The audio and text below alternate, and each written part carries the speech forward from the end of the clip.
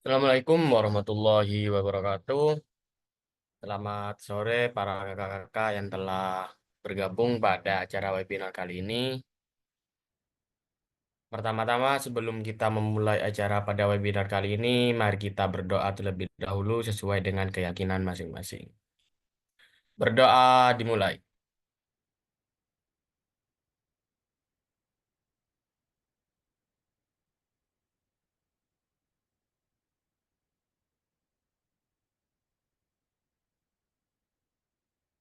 Berdoa selesai. Jadi webinar pada sore hari ini yaitu dengan topik network coupling.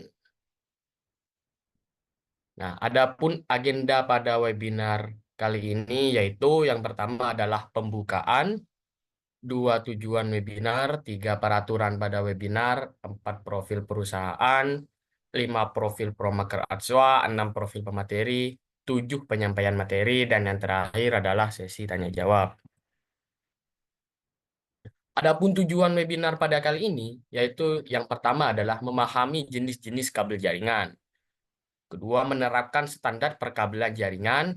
Tiga, menganalisis topologi jaringan dan perencanaan infrastruktur kabel. Keempat, melaksanakan instalasi kabel jaringan. Dan yang terakhir yaitu adalah mengevaluasi performa jaringan melalui pengujian kabel dan troubleshooting. Jadi dari beberapa tujuan pada webinar kali ini itu diringkas menjadi sebuah materi atau sebuah topik yaitu adalah network coupling yang akan disampaikan dengan durasi kurang lebih 2 jam.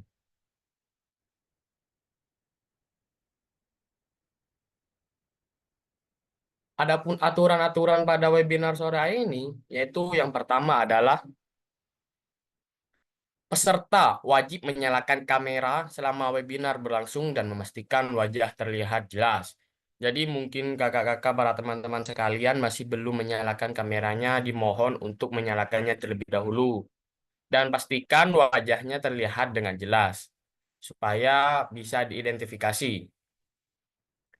Kedua, yaitu adalah peserta yang tidak aktif selama lebih dari 5 menit akan dikeluarkan dari webinar. Tiga, saat pemateri menyampaikan materi, peserta dapat mengajukan pertanyaan melalui fitur chat. Pertanyaan akan dijawab oleh pemateri setelah sesi materi selesai. Jadi para teman-teman sekalian yang mengikuti webinar pada sore hari ini itu boleh bertanya saat pemateri sedang menyampaikan materi, tapi hanya diperbolehkan pada kolom chat saja.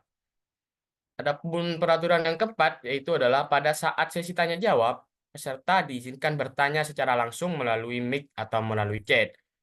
Jadi mungkin para peserta yang ingin menanyakan secara langsung melalui mic itu boleh bertanya pada saat sesi tanya jawab. Tetapi ketika sesi pemateri menyampaikan materi itu peserta hanya diperbolehkan bertanya melalui fitur chat. Yang kelima yaitu adalah peserta wajib mengikuti sisi foto bersama di awal dan di akhir webinar. Jadi semua peserta itu wajib mengikuti sisi foto yang akan dilaksanakan di awal dan di akhir nanti. Dan wajib meng-SS secara mandiri juga supaya nanti dalam pengisian link form itu lebih mudah karena di sana sudah disediakan untuk share screenshot sebagai bukti keikutsertaan dalam acara webinar kali ini. Keenam, yaitu adalah peserta wajib melakukan tangkapan layar secara mandiri saat sesi foto bersama. Tujuh, peserta webinar selesai. Setelah webinar selesai, peserta diwajibkan memberikan ulasan mengenai kegiatan tersebut melalui link yang akan disediakan. Jadi seperti yang saya sudah infokan tadi bahwa semua peserta itu diwajibkan memberikan ulasan mengenai kegiatan webinar ini melalui link yang akan kami sediakan. Di dalam link tersebut sudah ada perintah untuk share untuk tangkapan layar secara mandiri sebagai bukti keikutsertaan. Yang kedelapan dan yang paling terpenting yaitu adalah e-sertifikat hanya akan diberikan kepada peserta yang mematuhi seluruh aturan di atas, termasuk dari kehadiran aktif, partisipasi dalam foto bersama, dan pemberian ulasan. Jadi kami tidak main-main untuk mengeluarkan sertifikat, karena sertifikat hanya akan diberikan kepada peserta yang mematuhi seluruh aturan yang sudah kami tentukan pada acara webinar kali ini. Jadi silakan para peserta, para kakak-kakak yang mengikuti acara webinar ini untuk mematuhi semua peraturan-peraturan yang ada. Selanjutnya yaitu adalah foto bersama di awal. Dalam foto bersama, ini seluruh peserta wajib menyalakan kamera dan pastikan wajahnya terlihat dengan jelas. Tidak boleh menggunakan masker, kacamata hitam, dan alat-alat lainnya, sehingga bisa menutupi wajah peserta dan menyulitkan bagi kami untuk mengidentifikasi. Mungkin untuk foto bersama saya pasrahkan ke admin kelas. Admin kelas dipersilahkan.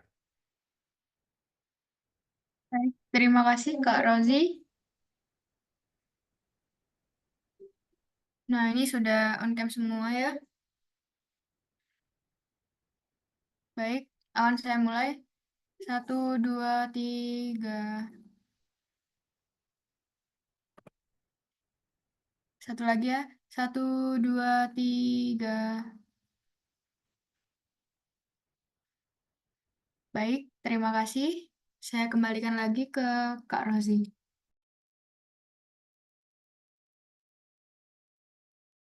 Oke, terima kasih admin kelas. Selanjutnya yaitu adalah profil dari perusahaan. Atsua Indonesia ini adalah sebuah perusahaan yang menyediakan jasa perencanaan, instalasi, perawatan, troubleshooting, dan pelatihan jaringan komputer. Nah, jadi CV Atsua Indonesia ini adalah sebuah perusahaan yang bergerak dalam penyediaan jasa perencanaan, instalasi perawatan troubleshooting hingga dengan pelatihan jaringan komputer yang memiliki fokus utama yaitu adalah memberikan layanan yang berkualitas. Adapun keunggulan-keunggulan yang dimiliki oleh CV Atsua Indonesia ini yaitu yang pertama adalah menawarkan layanan lengkap dalam jaringan komputer mulai dari perencanaan hingga pelatihan sesuai dengan apa yang dibutuhkan klien. Yang kedua yaitu adalah didukung dengan teknisi dan trainer berpengalaman hingga memastikan dapat hasil yang terbaik bagi klien. Jadi klien tidak perlu khawatir karena di CV Atsua Indonesia ini sudah didukung oleh teknisi dan trainer-trainer yang berpengalaman. Yang ketiga, CV Atsua Indonesia itu selalu berkomitmen untuk memberikan solusi tepat dan efektif dengan menjaga standar kualitas tinggi. Keempat, fokus pada kepuasan. Kelima, itu adalah sebuah mitra terpercaya yang selalu mengutamakan pengalaman, pengembangan, dan keputusan matang dalam setiap solusi yang diberikan. Nah, jadi ini adalah beberapa keunggulan dari CV Atsua Indonesia.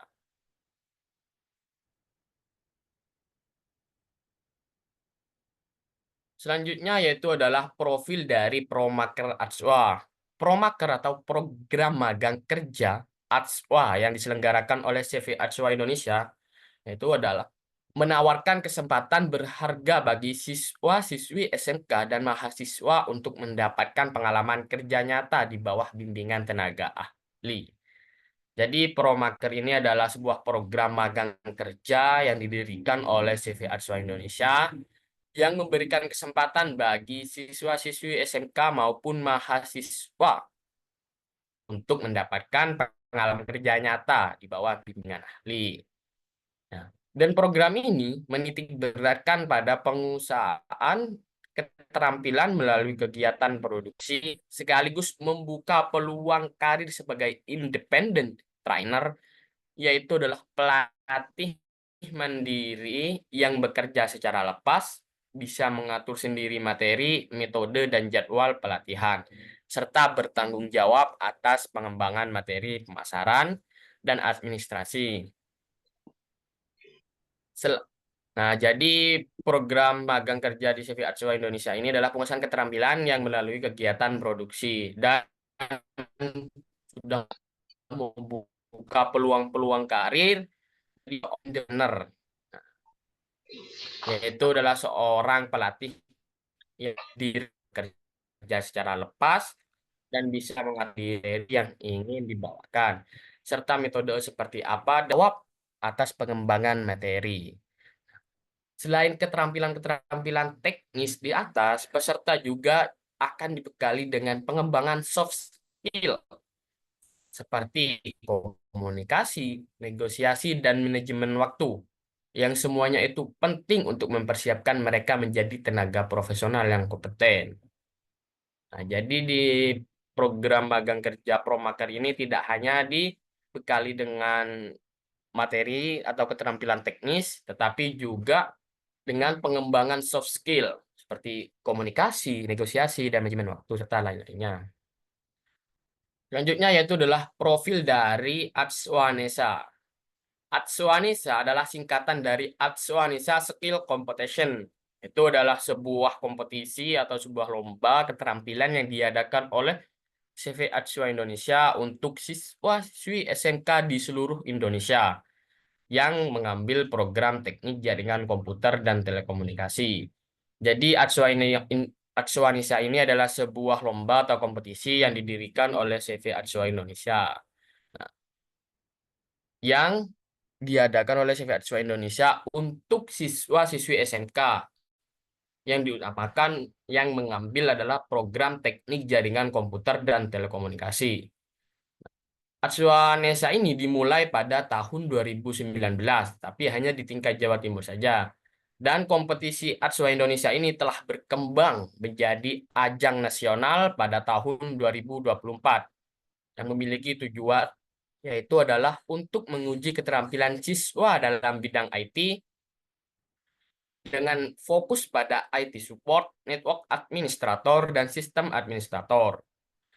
Adapun bidang lomba yang ada pada Atswanisa ini yaitu meliputi dari yang pertama adalah komputer assembly atau perakitan komputer, subnetting, network cabling, network simulator, network administrator, dan sistem administrator.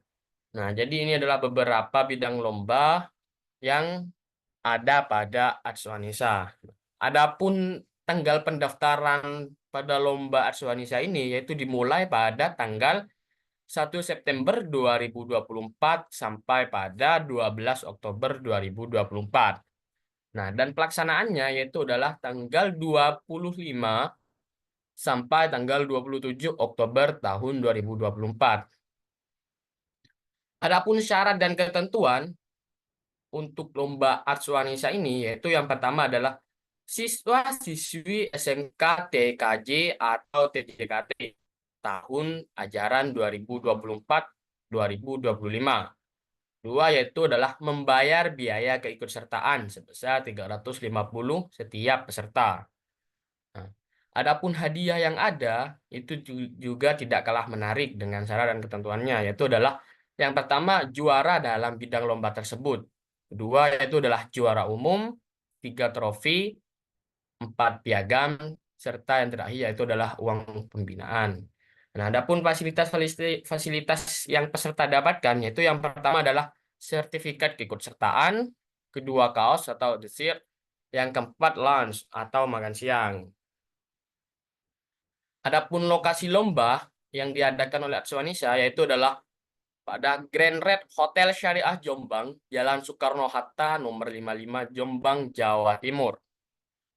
Jadi mungkin para teman-teman sekalian yang dari SMK pada jurusan teknik jaringan komputer mungkin berminat untuk mengikuti lomba yang diadakan oleh CV Atswa Indonesia ini yang sudah bertingkat nasional. Bisa langsung mengikuti pendaftaran pada Atswa. Selanjutnya yaitu adalah profil dari pemateri kita pada sore hari ini. Pemateri pada sore ini yaitu adalah Kak Rivaldo Widya Ilyasa. Itu adalah seorang siswa dari SMK Islam Tunjang Kediri yang memiliki minat yang besar dalam bidang teknologi informasi, khususnya pada network administrator.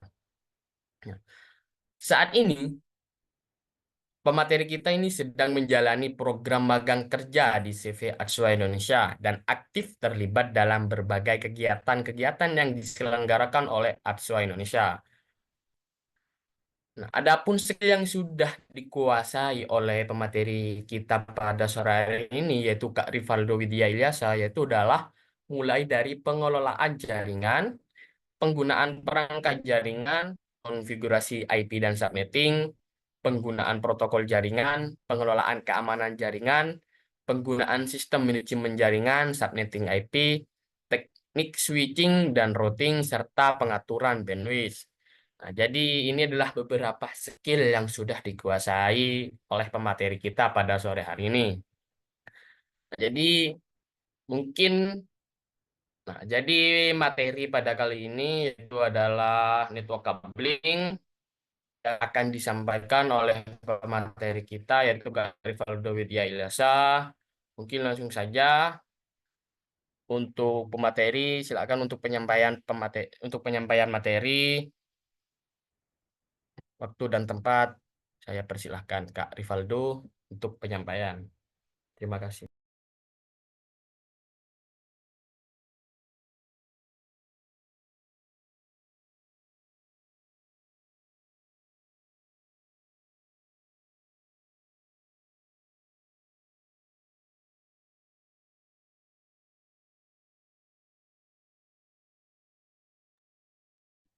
Baik, terima kasih Kak Rozi Faryadi selaku moderator.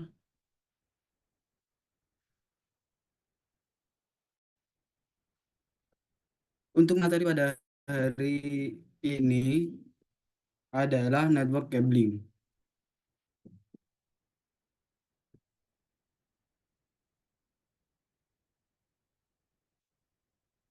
Nah, network cabling ini untuk kabel pada jaringan itu terdapat 3 jenis utama yang umum digunakan, yaitu yang pertama adalah kabel koaksial, yang kedua kabel twisted pair, lalu yang ketiga adalah kabel fiber optik.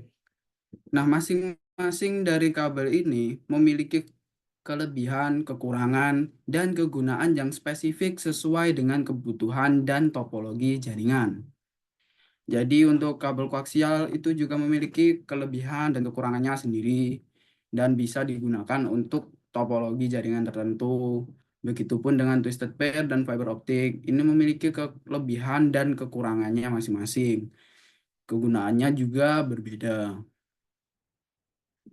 Nah, pada gambar yang pertama itu tersedia di samping kiri itu ada tersedia gambar STP. Yang gambar pertama itu adalah kabel STP atau shielded twisted pair. Kabel STP ini merupakan salah satu jenis kabel twisted pair. Sedangkan kalau yang sebelahnya itu adalah kabel UTP atau unshielded twisted pair. Ini juga merupakan salah satu jenis kabel twisted pair. Setelah itu yang bawah itu merupakan kabel koaksial. Dan diikuti yang terakhir itu adalah gambar kabel fiber optik. Baik, kita lanjut ke pengertian dari kabel koaksial. Kabel koaksial itu sendiri terdiri dari 2 penghantar dan biasanya digunakan untuk jaringan dengan bandwidth tinggi. Nah, meskipun harga dari kabel koaksial ini relatif murah dan memiliki transmisi data yang cepat, tapi penggunaannya itu menurun karena instalasinya yang sulit dan kebutuhan perawatan yang tinggi.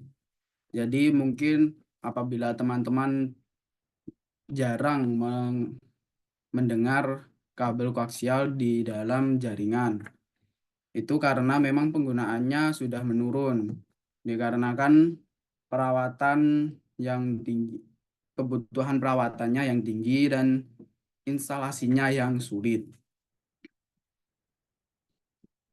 Nah, di sini ada gambar contoh topologi yang biasa digunakan untuk kabel koaksial. Yang pertama itu adalah ada IDU atau indoor unit. Lalu dihubungkan menggunakan kabel koaksial mengarah ke ODU atau outdoor unit. Baru setelah itu diarahkan ke antena. Nah, setelah kabel koaksial, ada juga jenis kabel berikutnya yaitu kabel twisted pair. Nah, kabel twisted pair ini memiliki beberapa jenis. Seperti yang saya katakan tadi, ada kabel UTP, FTP, dan STP. Ini merupakan jenis-jenis dari kabel UTP, kabel twisted pair. Nah, untuk kabel twisted pair ini umumnya digunakan untuk jaringan dengan jangkauan hingga 100 meter. Kecepatan transmisinya juga itu bisa mencapai hingga 10.000 Mbps. Namun setiap jenis twisted pair ini memiliki keunggulan dan dalam mengurangi interferensi elektromagnetik. Jadi untuk UTP, FTP, dan STP ini mungkin sedikit berbeda dalam pengurangan interferensi elektroniknya. Nah, berikutnya ini ada juga kabel fiber optik. Jika untuk kabel fiber optik ini, dia terbuat dari serat kaca atau plastik dan mampu mentransmisikan data dengan kecepatan tinggi serta bandwidth-nya juga tinggi. Meskipun instalasi dan perawatannya rumit serta mahal, kabel ini menawarkan keamanan yang tinggi dan jangkauannya yang luas. Jadi, mungkin kita juga sering mendengar kabel fiber optik ini dalam jaringan. Jadi, meskipun kabel fiber optik ini memiliki perawatan atau instalasi yang rumit serta mahal, tapi kabel fiber optik ini menawarkan keamanan yang tinggi dan jangkauannya juga luas. Karena itu, masih banyak orang yang menggunakan kabel fiber optik ini. Berikutnya, kita beralih ke komponen-komponen yang ada dalam kabel-kabel tersebut. Yang pertama adalah kabel koaksial. Kabel koaksial ini terdiri dari 4 bagian utama. Yang pertama adalah konduktor tengah. Untuk konduktor tengah ini biasanya berupa kawat tembaga dan tujuannya adalah untuk membawa sinyal. Jika dilihat pada gambar, itu disebut copper wire. Konduktor tengah ini disebut dengan copper wire, yang mana tugasnya adalah untuk membawa sinyal sebagai media dalam transmisi data. Nah, untuk lapisan kedua adalah lapisan dielektrik. Lapisan dielektrik ini merupakan isolator di sekitar konduktor tengah. Dia tugasnya untuk menjaga sinyal tetap terkendali. Apabila digambar itu disebutnya insulation. Jadi dia ini merupakan bahan dasar dari isolator. Yang gunanya itu adalah untuk menjaga agar sinyal itu tetap berada pada jalur yang tepat, yaitu pada copper wire atau konduktor tengah.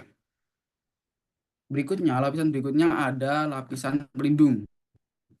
Lapisan pelindung ini biasanya berupa jaring tembaga atau logam untuk mencegah interferensi elektromagnetik. Apabila dilihat pada gambar itu disebutnya copper mesh. Nah, untuk lapisan yang terakhir itu ada lapisan terluar, yaitu selubung luar. Untuk selubung luar ini merupakan pelindung luar dari bahan isolator untuk melindungi dari kekurangan fisik, kerusakan fisik.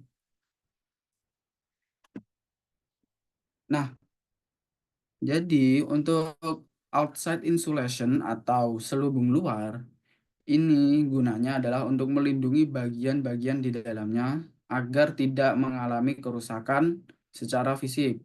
Mungkin ada goresan atau terkena cuaca yang ekstrim, itu nanti kabel atau lapisan yang paling luar ini akan melindungi bagian-bagian yang ada di dalamnya.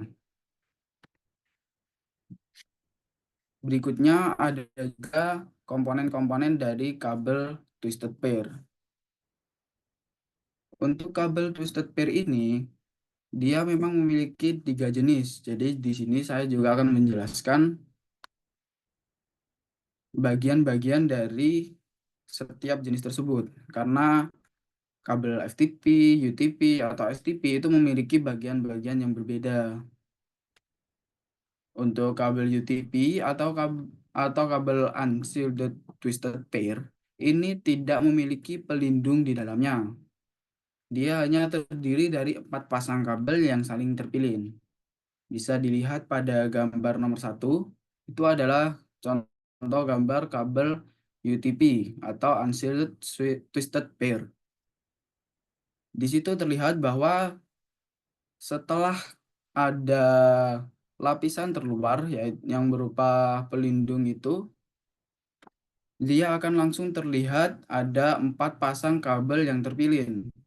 Tidak ada aluminium foil atau pelindung-pelindung di dalamnya.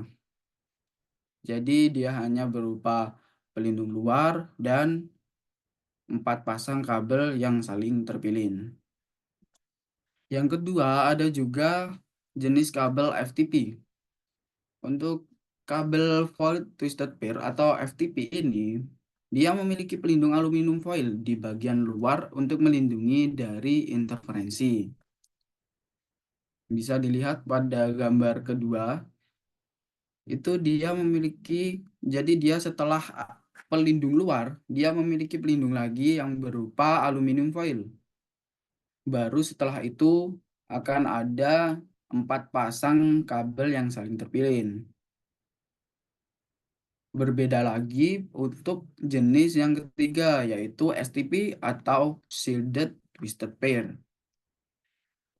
Untuk kabel STP ini, dia dilengkapi dengan pembungkus tembaga atau aluminium foil yang membungkus setiap pasang kabel, yang mana gunanya adalah untuk mengurangi gangguan elektromagnetik.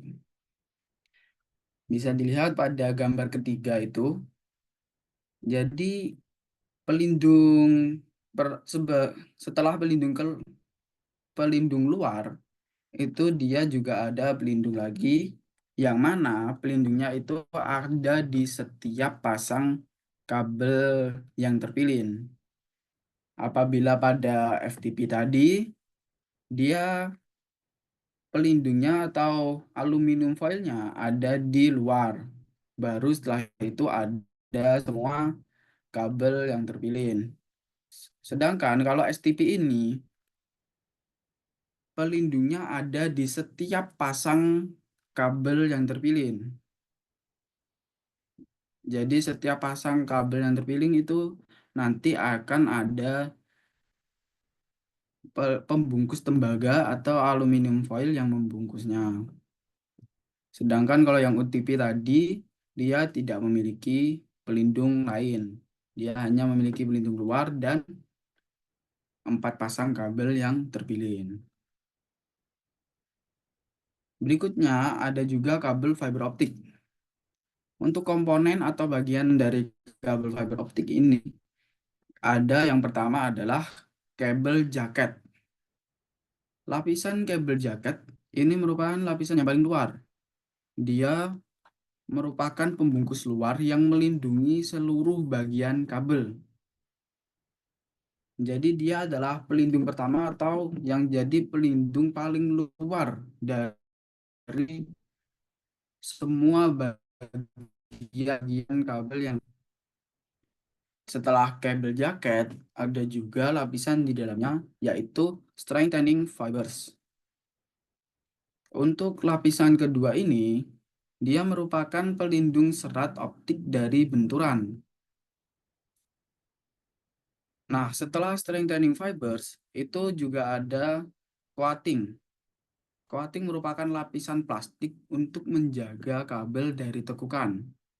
Jadi yang strengthening fibers tadi itu untuk melindungi dari benturan. Sedangkan kalau yang coating ini dia melindungi kabel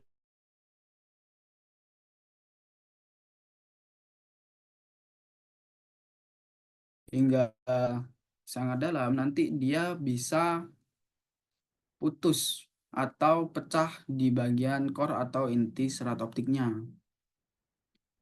Berikutnya ada juga lapisan cladding. Cladding ini berupa lapisan tipis yang memantulkan cahaya di sekitar inti serat optik. Jadi, kalau yang sebelumnya tadi pada kabel koaksial itu kan dia menggunakan isolator untuk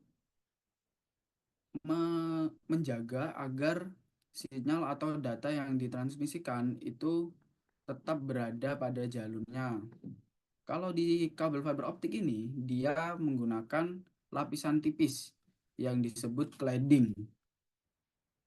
Ini dia juga digunakan untuk memantulkan cahaya di sekitar inti serat optik. Jadi cahaya tersebut tidak akan keluar dari cladding ini.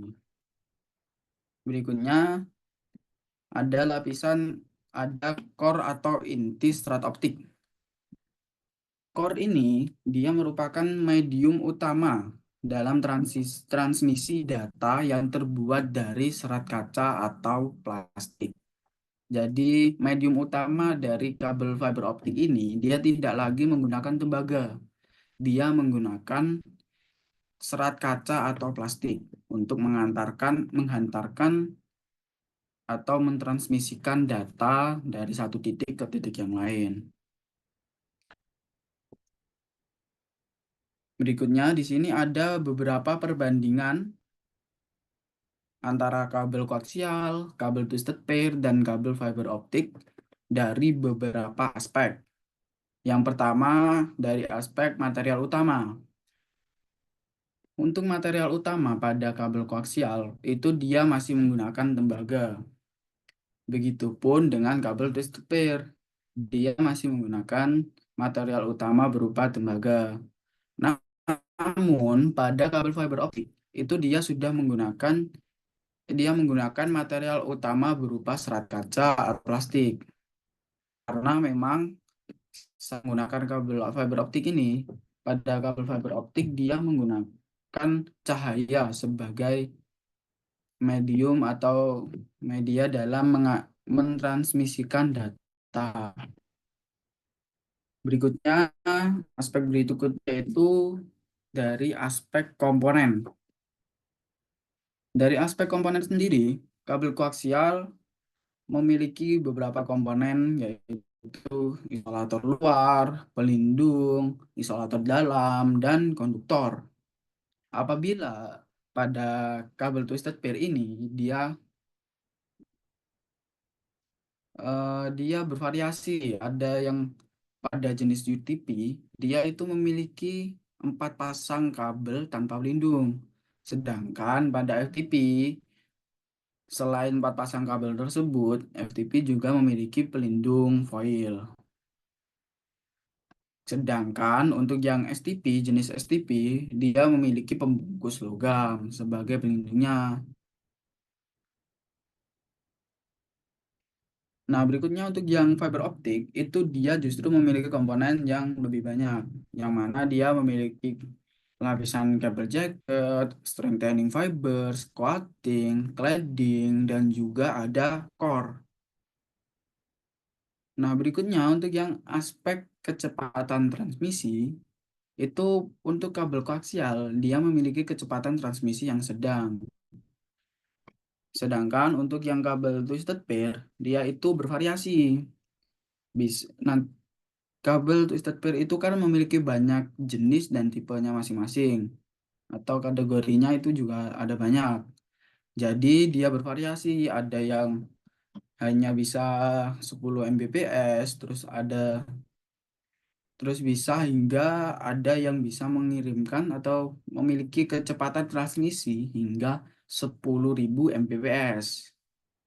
Sedangkan untuk kabel fiber optik sendiri dia memiliki kecepatan transmisi yang sangat tinggi. Berikutnya perbandingan kabel dari aspek bandwidth. Untuk aspek bandwidth ini, kabel koaksial itu sangat terbatas. Dia terbatas untuk bandwidthnya. Sedangkan untuk kabel twisted pair itu bervariasi sesuai jenis atau kategorinya. Ada juga untuk kabel fiber optik itu dia memiliki bandwidth yang sangat besar. Sedangkan untuk aspek berikutnya pada aspek jangkauan itu kabel koaksial dia juga terbatas. Sedangkan untuk kabel twisted pair itu dia bisa menjangkau hingga 100 meter. Sedangkan yang terakhir untuk kabel fiber optik ini dia memiliki jangkauan yang luas. Nah, berikutnya untuk aspek kelebihan. Dalam aspek kelebihan ini, kabel koaksial memiliki kelebihan berupa kabelnya yang murah, terus tidak mudah kehilangan sinyal.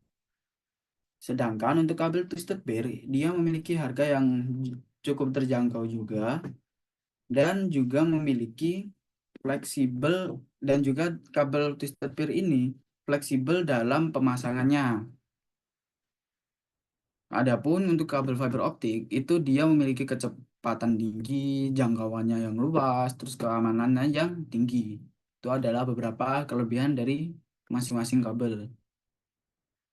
Selanjutnya untuk kekurangan dari ketiga kabel tersebut, yang pertama kabel koaksial itu memiliki kekurangan berupa instalasinya yang sulit, perawatannya yang mahal, dan dia juga membutuhkan repeater.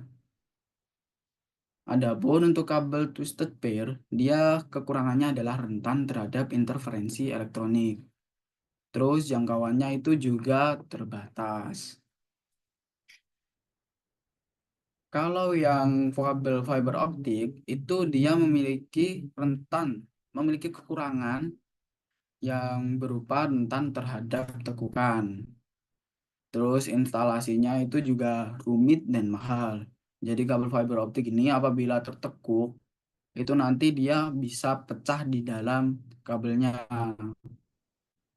di core atau inti serat optiknya itu bisa pecah atau putus, bisa memenuhi konektivitas pada kabelnya. Berikutnya ada aspek penggunaan umum. Pada aspek penggunaan umum ini, kabel koaksial biasanya umumnya digunakan pada jaringan daer itu biasa umumnya digunakan pada jaringan lokal dan perkantoran. Sedangkan untuk kabel fiber optik, dia itu umumnya digunakan untuk jaringan dengan kebutuhan transmisi data berkecepatan tinggi. Jadi untuk teman-teman apabila bingung memilih kabel-kabel ini itu tadi adalah beberapa aspek-aspeknya yang mana untuk penggunaan umumnya juga berbeda. Ada kabel koaksial yang biasanya digunakan untuk jaringan dengan bandwidth tinggi, terus kabel twisted pair dan kabel fiber optik itu semuanya berbeda-beda. Adapun aspek terakhir yang bisa digunakan untuk perbandingan kabel adalah dari aspek instalasi dan perawatannya. Kabel koaksial ini dalam instalasi dan perawatannya membutuhkan keahlian khusus agar kabelnya bisa terkoneksi dengan baik dan benar. Sedangkan untuk kabel twisted pair itu dia instalasi dan perawatannya cukup mudah dibanding kabel koaksial. Namun bervariasi juga tergantung jenis-jenisnya. Sedangkan untuk kabel fiber optik, dia ini instalasi dan perawatannya rumit dan membutuhkan peralatan serta keahlian khusus. Nah, di sini ada video bagaimana caranya untuk crimping kabel koaksial RG59 ke konektor BNC. Bisa kita perhatikan terlebih dahulu videonya.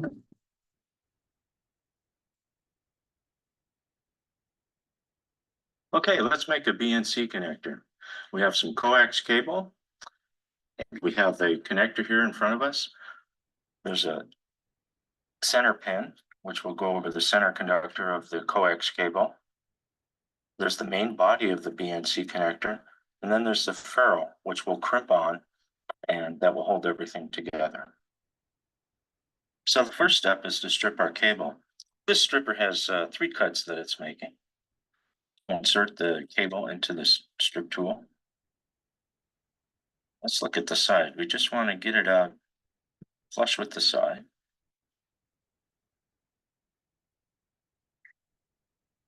We'll spin it.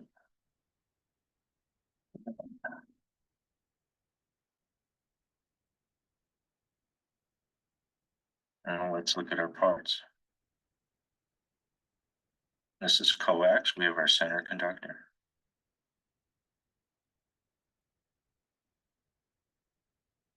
We have just some of the white dielectric. And then under this third cut. So now that we have our cable stripped, the first step is to put our ferrule on.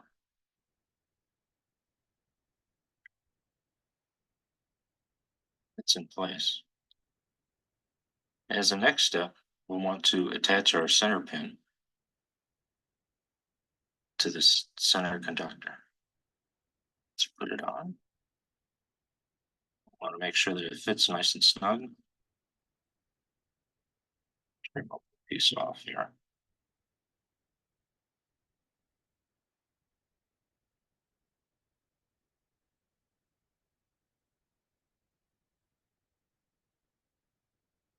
You can see it in our inspection hole.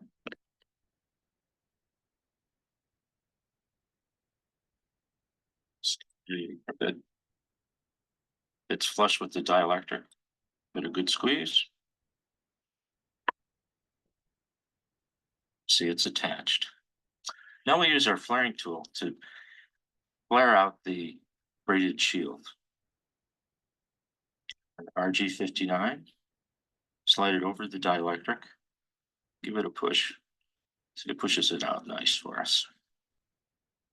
Slide the main body over the connector. And we'll need to push it in just a little bit till we feel it snap. So now it's snapped in place. As a final step, push up the ferrule. Give it a big thing.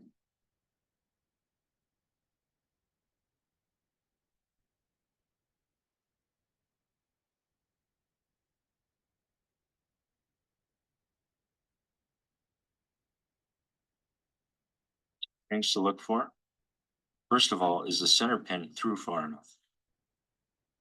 Let's give it a push with our finger and make sure that it makes an indentation on our finger. That's an indication that the center pin is indeed far enough through. Secondly, let's give it a good tug. And that's nice and secure. BNCs are found throughout our industry, primarily for video, but also for antenna connections. Now, the real advantage of a BNC connector is it locks in place so that we know once we put it on and lock it in, it's going to stay there.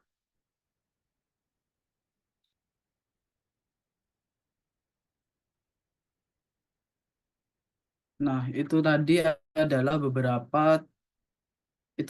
video tentang bagaimana caranya kita melakukan crimping pada kabel koaksial. Ada mulai dari menyiapkan bahannya, terus mengupas kabelnya, setelah itu menaruh atau memasangkan konektornya. Ada juga tadi karena pinnya atau konektor tengahnya itu masih terlalu panjang, dia memutus atau memotong konektor tengahnya agar bisa tepat pada konektornya. Setelah itu ada crimping juga. Nah, berikutnya mungkin kita akan lanjut kita akan bahas terlebih dahulu untuk beberapa jenis kabel yang ada pada koaksial. Di sini ada jenis kabel RG6, dia itu memiliki konduktor yang lebih besar, sehingga memberikan kualitas sinyal yang lebih baik dan mampu menangani sinyal pada tingkat gigahertz. Terus di bawahnya ini juga ada kabel jenis RG59, seperti yang dilihatkan tadi di video tadi, dia juga menggunakan RG59. Atau pada gambar ini, itu merupakan gambar kabel RG59. Yang mana kabel RG59 ini, dia digunakan untuk jarak pendek dan transmisi frekuensi rendah. Dia sering digunakan di lingkungan rumah tangga. Selanjutnya ada juga kabel RG11. Kabel RG11 ini merupakan kabel yang lebih tebal dan mampu mengirimkan data untuk jarak yang lebih jauh dengan tingkat atenuasi lebih rendah. Bisa dilihat di atas itu ada gambar-gambarnya mulai dari RG6, RG11, dan RG59. Nah, di sini ada juga tabel beberapa tipe kabel koaksial tadi, lengkap dengan diameter luar, menggunakan satuan metrik dan juga menggunakan satuan imperial. Bisa dilihat di situ untuk RG58 itu dia outside diameternya 4,95 mm atau setara dengan 0,195 inci. Ada juga untuk RG59 itu memiliki outside diameter 6,15 mm. Terus RG6 itu dia memiliki 9,90 mm.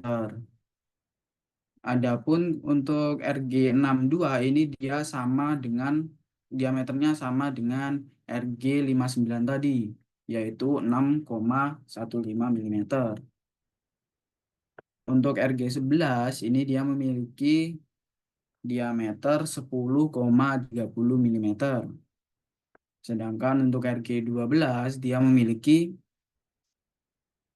diameter 14,10 mm. Yang terakhir ada juga RG213 ini memiliki diameter yang sama dengan RG11 tadi, yaitu 10,30 mm. Nah, berikutnya ada juga beberapa tipe konektor yang biasa digunakan untuk kabel koaksial. Yang pertama ada BNC konektor, seperti yang kita lihat pada video sebelumnya, yaitu BNC konektor. Terus ada juga TNC konektor 7/6 DIN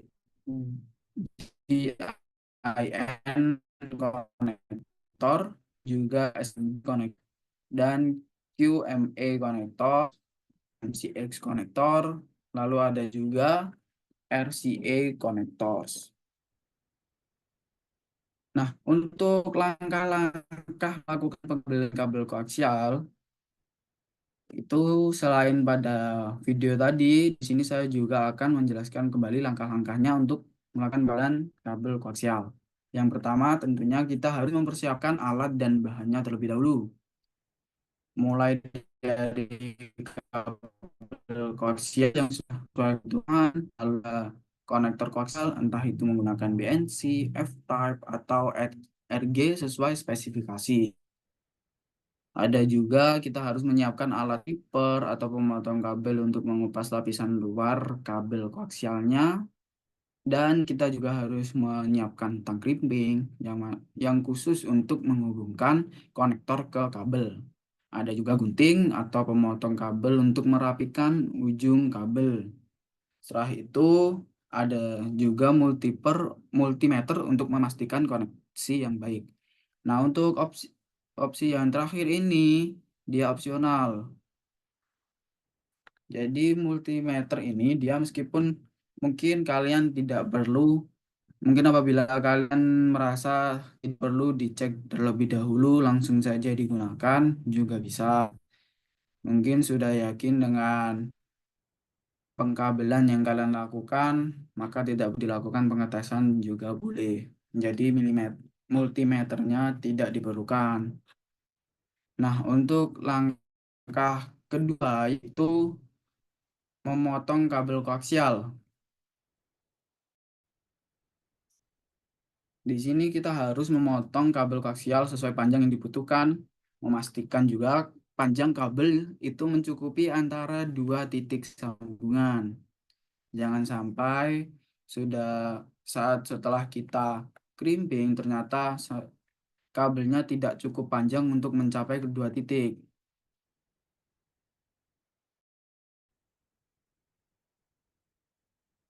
Nah, berikutnya adalah mengupas lapisan luar kabel. Teman-teman nanti bisa menggunakan stripper kabel untuk mengupas lapisan luar kabel koaksial sekitar 2-3 cm. Nah, teman-teman juga harus berhati-hati agar tidak merusak lapisan pelindung tembaga atau shielding di dalamnya. Karena itu nanti juga penting atau bisa mempengaruhi konektivitasnya. Yang berikutnya ada langkah berupa merapikan shielding. Jadi setelah kupas lapisan luar kabel, nanti kita juga harus merapikan shieldingnya. Mungkin teman-teman nanti setelah mengupas lapisan luar kabel itu teman-teman pasti akan melihat lapisan shielding atau pelindung dari serabut tembaga. Nah, lapisan shielding ini harus dirapikan dengan cara menariknya ke belakang tanpa memutuskan serabut tersebut. Berikutnya, kita juga harus mengupas dieelektrik. Kita bisa menggunakan stripper kabel lagi untuk mengupas lapisan dieelektrik atau lapisan isolator putih di bawah shielding hingga terlihat inti kabel tembaga di tengah. Biasanya sekitar 0,5-1 cm dari ujung kabel. Langkah berikutnya ada juga memasang konektor, yaitu teman-teman harus memasukkan ujung kabel yang telah dipersiapkan tadi ke dalam konektor koaksial. Teman-teman juga harus memastikan inti tembaga masuk ke lubang tengah konektor. Sementara shieldingnya itu juga harus menyentuh bagian luar konektor.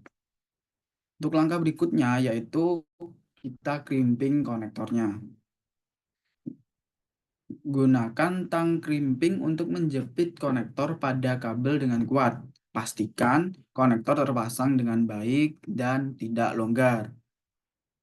Setelah semua langkah-langkah tersebut sudah kita lakukan, baru kita uji koneksi. Jadi, jika diperlukan, uji koneksi kabel bisa teman-teman lakukan menggunakan multimeter untuk memastikan tidak ada hubungan pendek atau gangguan dalam koneksi yang berada pada kabel koaksial tersebut. Nah, setelah tentang kabel koaksial, di sini kita juga akan membahas tentang cara melakukan pengkabelan atau cara crimping kabel UTP atau kabel twisted pair. Di sini ada video bagaimana cara memasangkan konektor RJ45 kepada kabel Cat 5. Bisa diperhatikan dulu untuk videonya. In today's video, we're going to talk about how to install a new RJ45 connector on the end of this Cat5 Ethernet patch cable. The tab broke off of this one here, so I've got a new connector we're going to replace it with. As with installing many different types of connectors, it's all about having the right tools. So the first thing we'll do is just cut this end off since we're not going to need it anymore. So you can use anything you want there, a pair of diagonal cutters, or even the crimping tool will often come with a set of cutting blades on it as well. So you could have used that. So I'm cutting the cable back about 1.5 inches, 1.25 inches to get at the wires to prepare them to stick in the connector. Okay, so the tool we'll use to strip the outer jacket off here is the same tool that is used to attach the connector itself. There's a number of different features on here. There's a flat cutter, and there's this cutting feature right here with the slot. And what that allows you to do is put the wire in there and close down on this. And just by rotating the wire around, it just cuts through the outer jacket, and you can easily slide that off. So with that slid off there, we now can separate these wires out.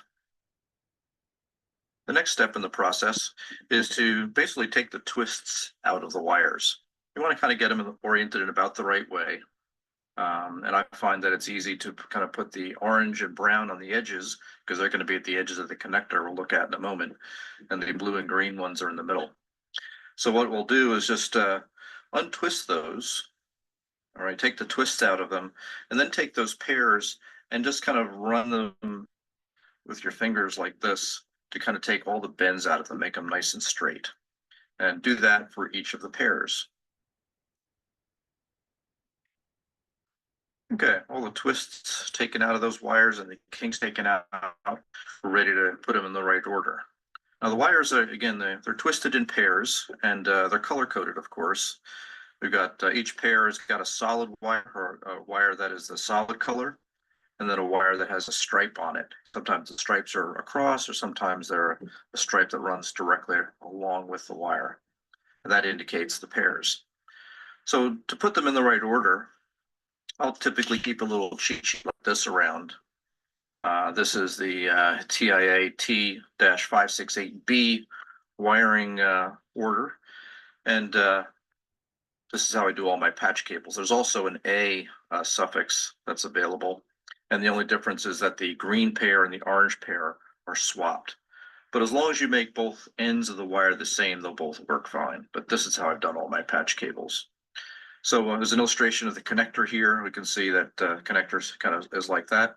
So in this orientation, this is the way you want the wires to be dressed. So I'll typically do that. And again, this is where keeping the wires long helps. I'll just lay them all out next to each other in that order, keeping the little sheet down here as a guide. So the two orange pairs are first, and then I've got the green stripe that comes across. So I pull that one over here, put that one next to those. And after that, we've got the solid blue and the striped blue. So we'll lay those in there next to them. And then we go with the green solid. So that goes in here next. So pull that in and around. And then I have a brown stripe and brown solid. So that's the order that we want all of these wires to be in. So now you just got to kind of play with them a little bit to get them all to lay nice and flush against each other and keep them all nice and straight. Okay, with them all laying nice and parallel next to each other there, now you just have to cut them to the length. And there is a guide on the tool to kind of show you that. And I'll just usually eyeball it to make it about 1/2 inch, just a little bit longer. Right about there should do it just fine. We use the solid cutting blade there to cut through all of these wires simultaneously to make a nice cut that's perpendicular to the wires. All those ends off, and now we've got a nice flat end that we use to insert into the connector. Okay, we'll have our last chance here to check the order of the wires and compare them against our template. Everything looks okay. We're ready to install the connector. Tab facing down, we carefully insert wires into the connector, trying to keep everything nice and flat. Each wire will kind of slide into its own slot. Should go in with very little force. I'll turn the connector over and make sure that the wires reached all the way to the end. And now this is an insulation displacement connector. Each of these little metal tabs here, or the contacts, you might be able to see, has a set of pins that kind of pierce through the insulation when the tool is applied here, and that's how the connections are made to the wires. And there's also a little plastic tab that gets pushed down and snaps in place, and that becomes the strain relief that holds it in place. Again, there's no substitute for having the right tool here. We want to insert the connector into the tool. It will box, and with that bottomed out in place, the little teeth will grab onto each of those contacts. As we clamp down on this, it will push those contacts into place. And now this connector is made. The contacts have all been pushed down. The little plastic clip has been pushed here to hold the wire in place, and it's good to go. The last thing we need to do is test it to be sure that all the connections are good, and we can put this back in service. So this is the little cable tester that I'll use. Now, you don't have to spend a lot of money on these. This one I picked up for just a few dollars at a Hamfest, but it's a very inexpensive little RJ45 cable tester that can be separated out. We can take this remote unit off to test cables that are at a long distance away. And so I've got one end plugged in here already. This is the end we just finished. So we'll plug that in on this side and turn the connector on. And what it does is it cycles through every one of the pairs or every one of the wires. And we should essentially get a light for each terminal. And if the wires are crossed, then the numbers won't match. Or if a wire isn't connected, the light will be blank. And this also has a slow mode, so you can watch it a little bit more carefully as it goes through each of the 8 wires. So it's as simple as that. We've attached the cable, or repaired this cable by attaching a new RJ45. And so these tools are a nice little investment to have.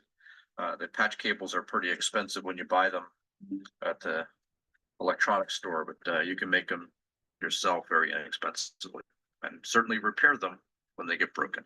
Thanks again for watching. Nah, itu tadi adalah video bagaimana cara crimping kabel Cat 5 ke konektor RJ45. Jadi tadi ada mulai dari pengupasan kabel, terus ada pengurutan kabel, terus warna-warnanya diurutkan dan dipotong lagi agar sama rata. Setelah itu ada juga memasukkannya ke konektornya, juga ada caranya. Harus dipastikan agar kabelnya mencapai ke ujung konektor, terus jalurnya juga harus tepat. Setelah itu baru di-crimping menggunakan tang crimping. Nah, berikutnya di sini ada beberapa kategori kabel twisted pair atau kabel twisted pair. Ini ada beberapa kategori. Ada mulai dari Cat 1, Cat 2, Cat 3 hingga Cat 8. Nah, di tabel ini sudah tercantum mulai dari kategorinya, maksimum bandwidth yang bisa ditransmisikan, terus ada maksimum data rate yang bisa ditransmisikan, ada juga maksimum jarak yang mendukung untuk kategori tersebut. Di sini juga ada biasanya digunakan untuk apa kategori tersebut. Yang biasanya saya gunakan sendiri itu adalah Cat 5, Cat 5i, Cat 6 atau Cat 6a. Yang biasanya saya temui adalah keempat kategori tersebut. Yang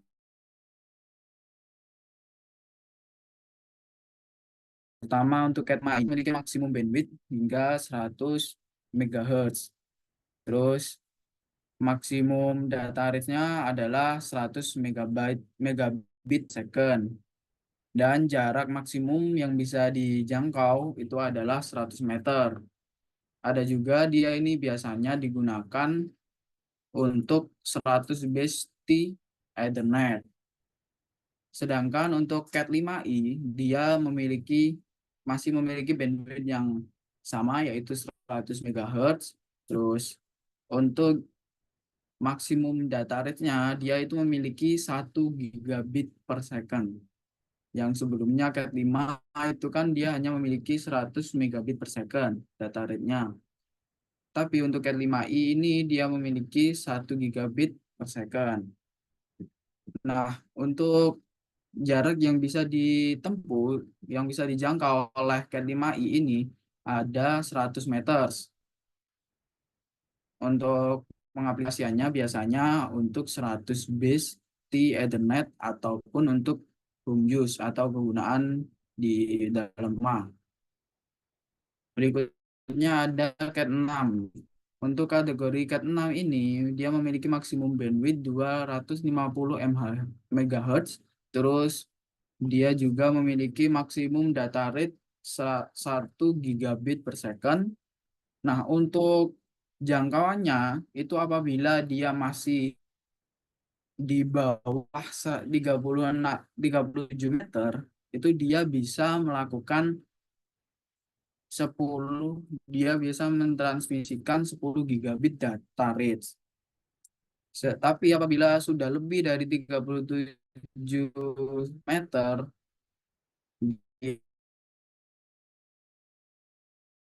ya maka dia hanya bisa bit per second.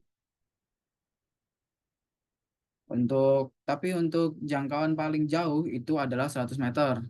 Ada juga untuk pengaplikasiannya biasanya dia digunakan untuk Ethernet gigabit Ethernet. Selain itu dia juga biasanya digunakan untuk commercial establishment. Ada juga untuk Cat 6 itu dia memiliki maksimum bandwidth. Untuk Cat 6a ini dia memiliki maksimum bandwidth 500 MHz. Dan untuk maksimum data rate-nya adalah 10 gigabit per second. Nah, untuk jaraknya itu adalah 100 meter. Sedangkan dia ini biasanya digunakan untuk gigabit Ethernet, enterprise data center, dan juga untuk commercial establishment. Berikutnya ini ada standar saat kita melakukan crimping atau memasangkan konektor pada kabel twisted pair. Jadi untuk pemasangan konektor pada kabel twisted pair itu tidak bisa sembarangan. Ada standar-standarnya, mulai dari ketentuan urutan warna, terus ujung-ujungnya itu harus sama atau berbeda. Terus ada juga dalam memasangkan atau memasukkannya ke konektor itu juga jangan sampai salah. Yang pertama ini ada urutan warna kabel. Untuk urutan warna kabel ada 2 standar. Yang pertama adalah EIA 568A dan yang kedua adalah EIA 568B. Untuk yang EIA 568A ini dia urutannya adalah putih hijau-hijau, putih oranye biru, putih biru oranye, lalu diikuti dengan putih coklat-coklat. Sedangkan kalau untuk yang satu EIA 568B, dia itu urutannya adalah putih oranye, putih hijau biru, putih biru hijau, lalu diikuti dengan putih coklat-coklat. Nah, di bawahnya ini juga ada gambar untuk konfigurasinya. Standar konfigurasinya apabila kita ingin melakukan konfigurasian crossover itu kedua ujung harus berbeda. Apabila di ujung pertama itu menggunakan 568A, maka ujung kedua harus menggunakan 568B. Sedangkan kalau kita menggunakan standar patch cable itu kita bisa melakukannya dengan ujung yang sama. Kita harus melakukannya dengan ujung yang sama. Apabila di ujung pertama menggunakan 568A, maka ujung kedua adalah 568A. Ini berlaku juga untuk apabila kita menggunakan standar 568B. Kalau kita menggunakan standar 568B, maka nanti kita di ujung satunya juga harus menggunakan standar 568B. Berikutnya, untuk saat pemasangan konektor, ini klipnya itu menghadap ke bawah. Jadi nanti urutannya yang nomor 1 ada di paling kiri dan nomor 8 ada yang ada di paling kanan. Apabila klipnya terbalik kan nanti urutan kabelnya juga akan terbalik. Nah, berikutnya ini ada sekilas gambaran tentang langkah-langkah melakukan crimping pada kabel pair yang mana menggunakan RJ45 dan juga anti drawing wire. Nah, untuk crimpingnya itu yang pertama, langkah pertama adalah kita harus mengupas kabel bisa menggunakan tang crimping atau menggunakan pengupasnya sendiri. Berikutnya, jadi nanti harus kita sisakan untuk 4 pasang kabelnya saja. Apabila masih ada foil, apabila masih ada aluminium foilnya, maka harus dikupas terlebih dahulu. Baru kita lakukan crimping. Nah, langkah berikutnya yaitu kita masukkan anti drawing wire. Ini bila ada maka bisa dimasukkan atau apabila tidak ada bisa dilewati saja. Setelah itu baru kita pisahkan setiap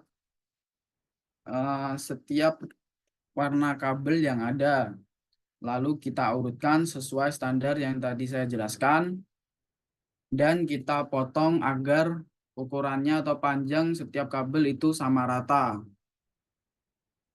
Sisakan sekitar 10 sampai 13 mm. Untuk langkah selanjutnya yaitu kita masukkan dia ke konektor RJ45. Di sini perlu diperhatikan bahwa klipnya itu menghadap ke bawah dan urutan warna nomor 1 berada di paling kiri. Nah, berikutnya baru kita crimping dengan crimping tools atau tang crimping. Bisa dilihat pada gambar itu cara crimpingnya adalah seperti itu. Kita lanjut ke langkah-langkah pengkabelannya yang lebih spesifik. Untuk langkah-langkah ini adalah langkah-langkah yang bisa digunakan pada kabel twisted pair dengan jenis unshielded twisted pair atau UTP. Apabila menggunakan STP atau FTP, maka teman-teman bisa menyesuaikannya. Untuk langkah pertama, itu yang pasti kita akan menyiapkan alat dan bahan yang diperlukan terlebih dahulu. Mulai dari kabel UTP, entah itu menggunakan Cat 5i atau Cat 6, atau kategori yang lain. Setelah itu kita siapkan pula konektor RJ45-nya. Kita siapkan pula crimping alat-alatnya seperti crimping tool, wire stripper, alat pengupas kabel, dan LAN tester untuk memeriksa hasil dari crimpingan kita. Untuk LAN tester ini opsional, bisa ada atau langkah berikutnya yaitu kita persiapkan kabelnya. Kita persiapkan kabel, kita ukur panjang kabel UTP sesuai dengan kebutuhan instalasi kita. Lalu baru kita kupas bagian luar kabel UTP sepanjang sekitar 2-3 cm dari ujung menggunakan wire stripper. Nah, di sini teman-teman harus berhati-hati agar tidak merusak serat kabel di dalamnya. Jangan sampai kita mengupas kabel luarnya, bagian luarnya, terus kabel yang ada di dalamnya malah patah. Itu nanti bisa mempengaruhi konektivitas kabelnya.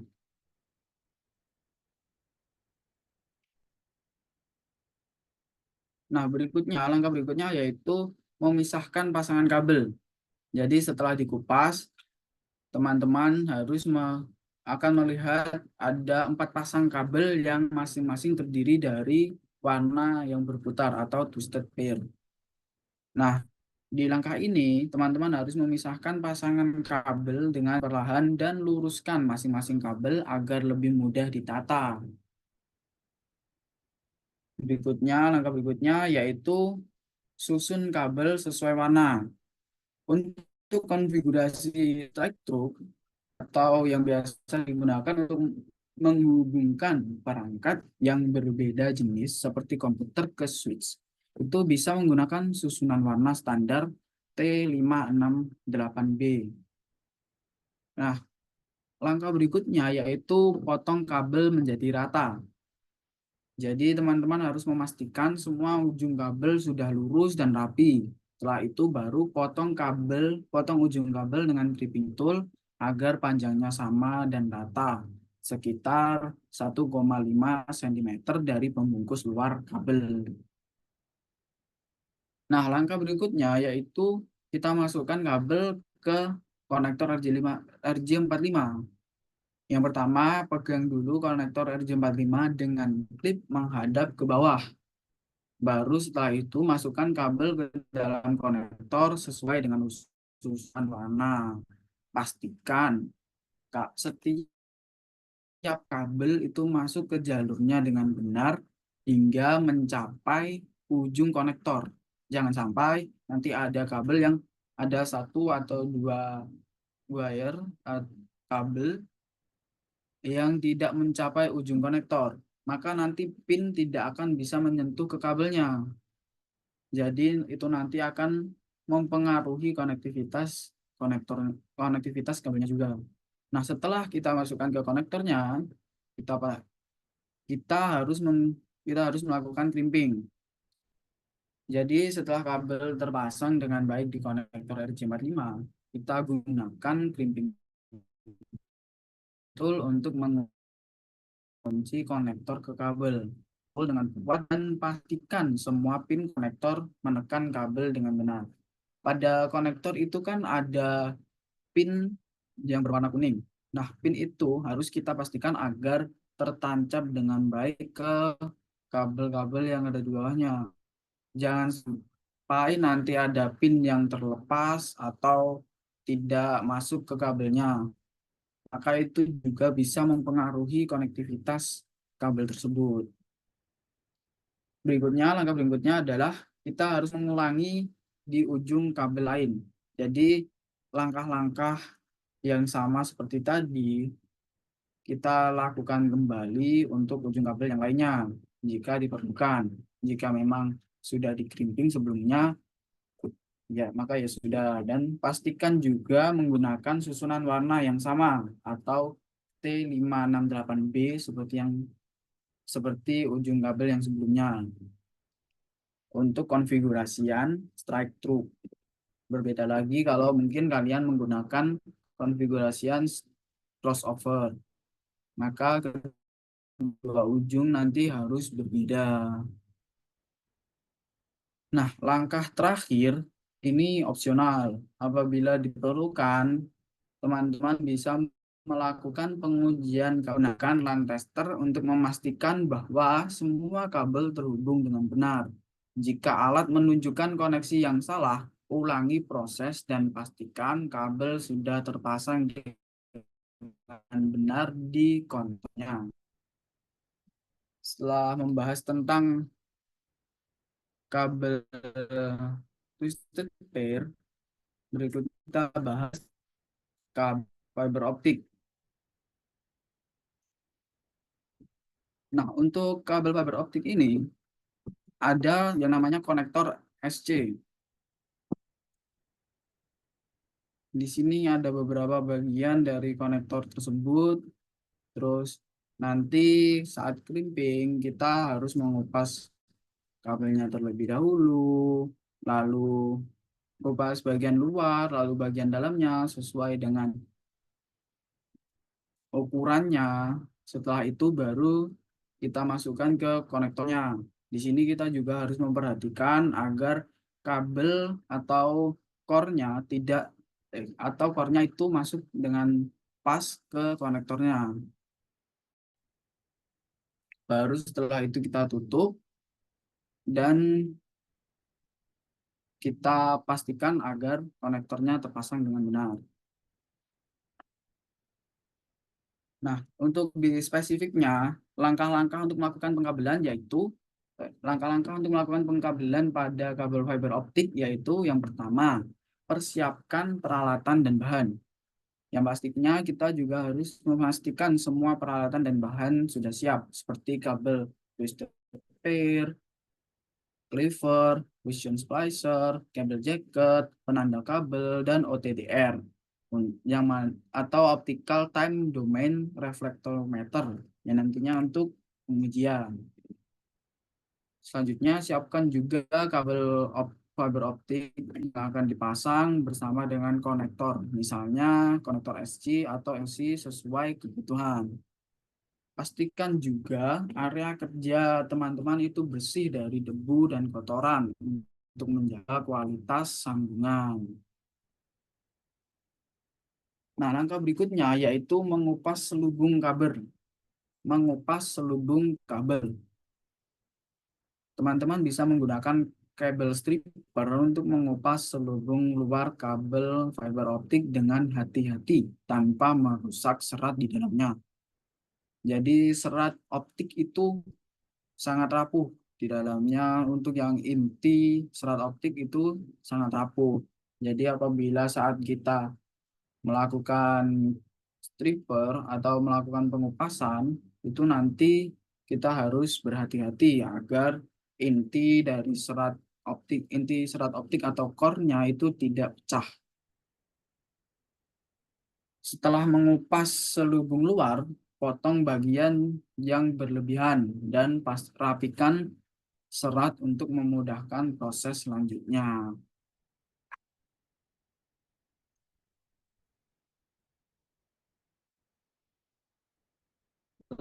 Langkah selanjutnya yaitu memotong serat optik.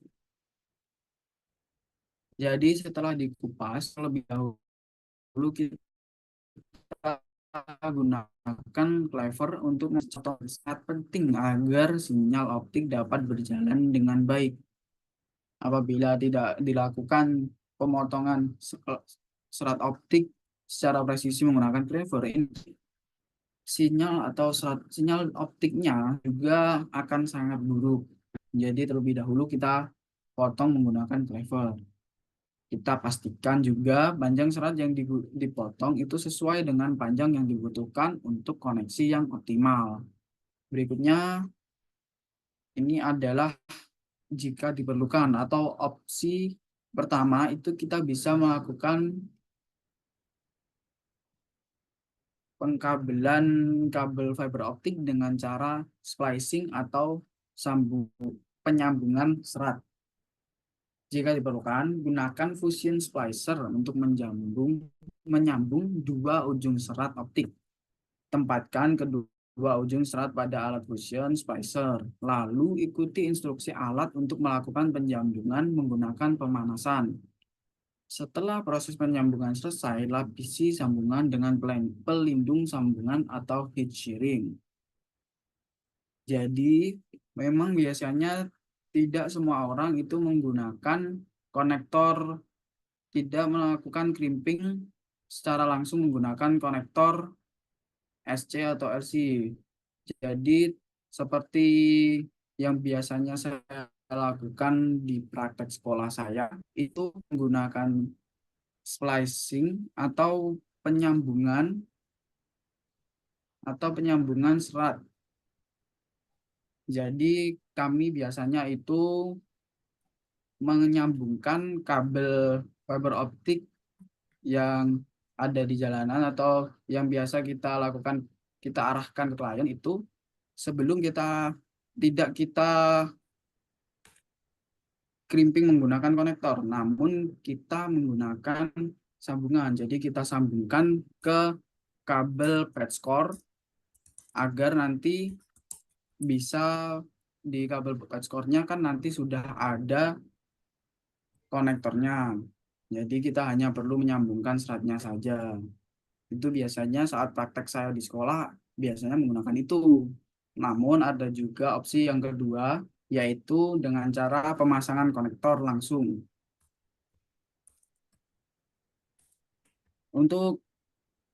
Jadi jika tidak menggunakan splicing, kita itu harus memasang konektor fiber optik pada ujung serat yang sudah dipotong. Terus memastikan konektor terpasang dengan baik dan kencang. Baru setelah itu, gunakan trim tool jika diperlukan untuk memastikan konektor terpasang kuat pada kabel. Nah, langkah berikutnya untuk langkah yang berikutnya, yaitu kita bisa melakukan pengujian menggunakan OTDR atau alat penguji lainnya untuk mengukur kekuatan sinyal dan memastikan tidak ada gangguan atau redaman yang terlalu besar di sepanjang jalur kabel.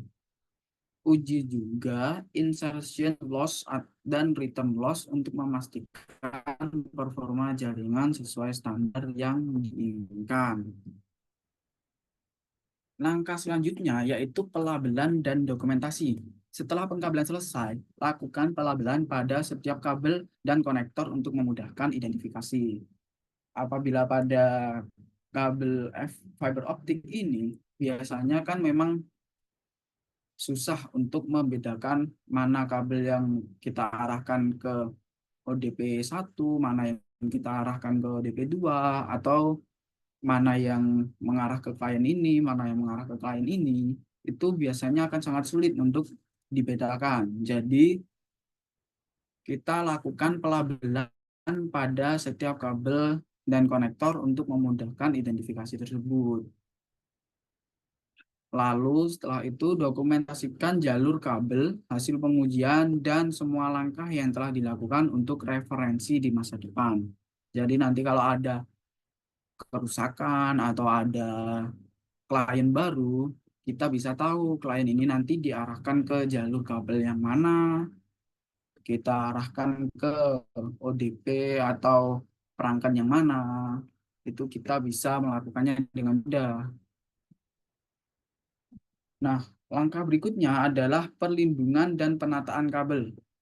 Jadi, teman-teman itu juga harus memastikan kabel diletakkan dengan baik, terhindar dari tekanan fisik atau bengkokan yang berlebihan, yang mana nanti bisa menyebabkan kerusakan pada serat optik. Gunakan juga kabel manajemen seperti tray atau ducting untuk menjaga kabel tetap teratur dan terlindungi. Nah, langkah yang terakhir, tapi juga tidak kalah penting, yaitu melakukan monitoring dan pemeliharaan berkala. Jadi, teman-teman, setelah kita selesai melakukan pengkabelan, semuanya sudah selesai, sudah kita labeli agar mudah diidentifikasi. Selanjutnya kita itu juga harus melakukan monitoring dan pemeliharaan berkala agar kabel ini nanti apabila nanti ada putus atau ada pecah dalam core-nya, itu kita bisa langsung tahu dan bisa kita perbaiki dengan segera. Pada monitoring dan pemeliharaan berkala ini, teman-teman lakukan monitoring secara berkala untuk memastikan performa jaringan fiber optik. Jika ditemukan penurunan performa, lakukan pemeriksaan pada sambungan dan kabel. Terus setelah itu, teman-teman juga harus melakukan pemeliharaan rutin untuk memastikan umur panjang dan kestabilan jaringan fiber optik tersebut. Nah, setelah kita membahas bagaimana cara crimping atau pengkabelan pada ketiga kabel tersebut, berikutnya di sini ada beberapa faktor penentu dalam pemilihan kabel. Jadi sebelum kita memilih kabel mana yang akan kita gunakan, entah itu kabel fiber optik, kabel twisted pair, atau kabel koaksial, itu kita bisa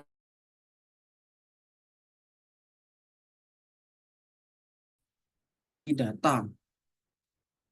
Untuk faktor kecepatan transmisi data ini, pada kabel fiber optik itu dia mampu mentransmisikan data dengan kecepatan tinggi, mencapai beberapa gigabit per second dan bahkan hingga mencapai 10 gigabit per second pada beberapa jenis.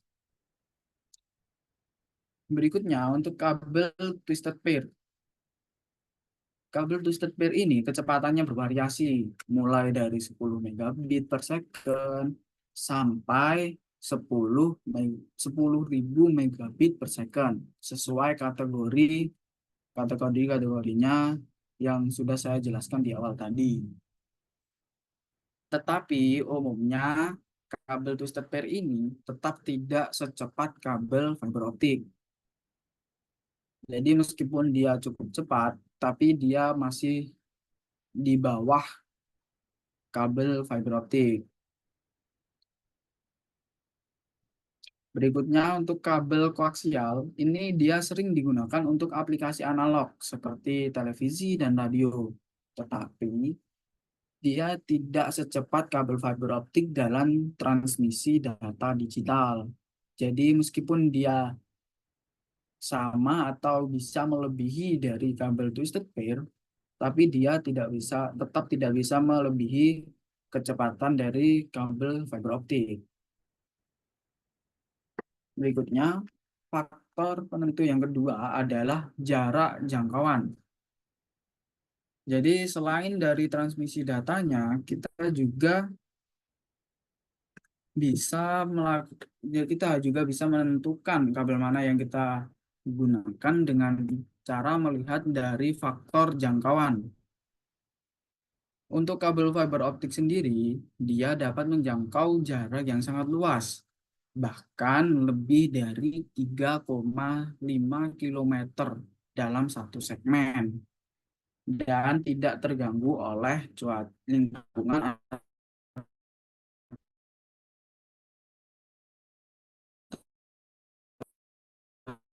cuaca atau panik atau jamal itu hanya 100 meter, sehingga kurang efektif apabila teman-teman ingin menggunakannya untuk jaringan yang memerlukan jarak yang lebih jauh dari 100 meter ini. Sedangkan kalau kabel koaksial sendiri itu dia jangkauannya juga terbatas, tetapi dia masih bisa melebihi kabel twisted pair. Namun dia juga masih jauh apabila dibandingkan dengan kabel fiber optik. Berikutnya untuk faktor kemampuan melawan gangguan. Dalam faktor kemampuan melawan gangguan ini, kabel fiber optik tidak terpengaruh oleh gelombang elektromagnetik dan frekuensi radio. Ini dikarenakan dia terbuat dari kaca dan plastik murni, sehingga lebih aman dan stabil. Sedangkan untuk kabel twisted pair ini, dia rentan terhadap interferensi elektromagnetik karena tidak dilengkapi dengan pelindung, sehingga lebih mudah terganggu. Ada pula untuk kabel koaksial, ini sering dilengkapi dengan pelindung logam, sehingga lebih tahan terhadap gangguan elektromagnetik. Berikutnya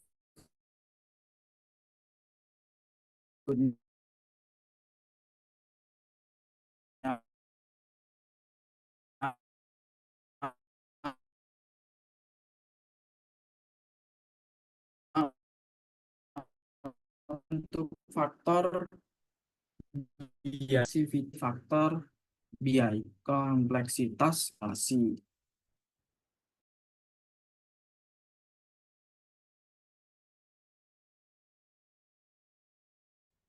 Yang pertama untuk kabel fiber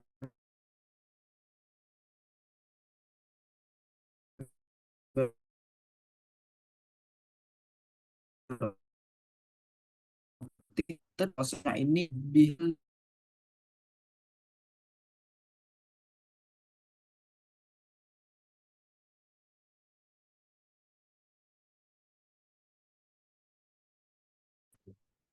Mohon maaf, ini ada gangguan dalam internet. Nah, berikutnya untuk kabel twisted pair, ini biayanya lebih rendah dan proses instalasinya juga lebih sederhana dibandingkan kabel fiber optik. Tetapi dia ini kurang stabil dan rentan akan gangguan. Sedangkan untuk kabel koaksial ini biayanya relatif lebih rendah dibandingkan kabel fiber optik. Tetapi proses instalasinya juga lebih sederhana dan lebih stabil daripada kabel twisted pair. Nah, untuk pengaplikasiannya itu biasanya kabel fiber optik ini idealnya untuk jaringan yang memerlukan kecepatan tinggi dan jangkauan yang luas, seperti jaringan internet, industri medis, dan lain-lain. Sedangkan untuk kabel twisted pair ini idealnya untuk jaringan lokal yang memerlukan kecepatan yang lebih rendah dan jarak jangkauan yang juga terbatas. Kalau untuk kabel koaksial, ini dia idealnya untuk aplikasi analog seperti televisi, radio, dan jaringan komputer yang memerlukan kestabilan sinyal. Mohon maaf Kak Rivaldo, itu slides-nya tadi belum ditampilkan lagi. Ya, terima kasih Kak. Sebentar.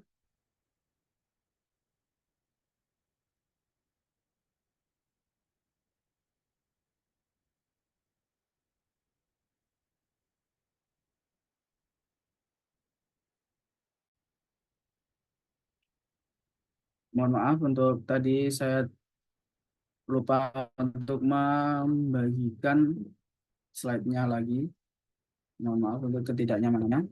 Nah, berikutnya ini untuk mengevaluasi performa jaringan melalui pengujian kabel dan troubleshooting, serta menerapkan solusi untuk meningkatkan efisiensi dan kendala jaringan. Berikut adalah langkah-langkah yang dapat diikuti.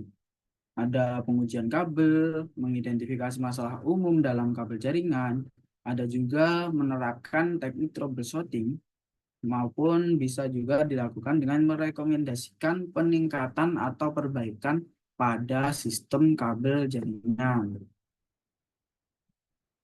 Yang pertama kita bahas dulu untuk pengujian kabel. Jadi kita itu bisa melakukan identifikasi kerusakan, pemeriksaan fisik kabel untuk melihat apakah ada kerusakan fisik seperti putus atau terkeras. Jadi apabila ada masalah kerusakan pada kabel, itu kita bisa melakukan pemeriksaan fisik pada kabel untuk melihat apakah ada kerusakan fisik seperti putus, terkelupas, atau konektor RJ45-nya itu rusak. Terkadang untuk pin itu terkadang bisa saja putus, bisa saja konektornya itu pada bagian pin terlepas atau sudah berkarat. Atau terkadang apabila crimpingannya tidak terlalu bagus, itu bisa saja kabel yang sudah dikrimping tadi karena sering dicopot dan dipasang ke Ethernet, nanti kabel atau kabelnya itu akan kendor dari konektornya dan itu bisa menyebabkan koneksi yang terputus. Selanjutnya, pasti periksa koneksi, kita bisa melakukan pemeriksaan koneksi. Kita pastikan kedua ujung kabelan terhubung dengan baik ke perangkat seperti komputer atau switch. Pastikan konektor RJ45 ini terpasang dengan benar. Berikutnya untuk uji kabel.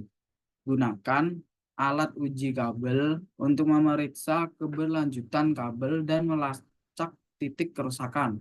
Alat ini dapat membantu mengidentifikasi letak kerusakan dengan cepat. Seperti waktu di fiber optik, itu kita bisa menggunakan ODDR agar bisa mengetahui di manakah kabel yang pecah atau putus.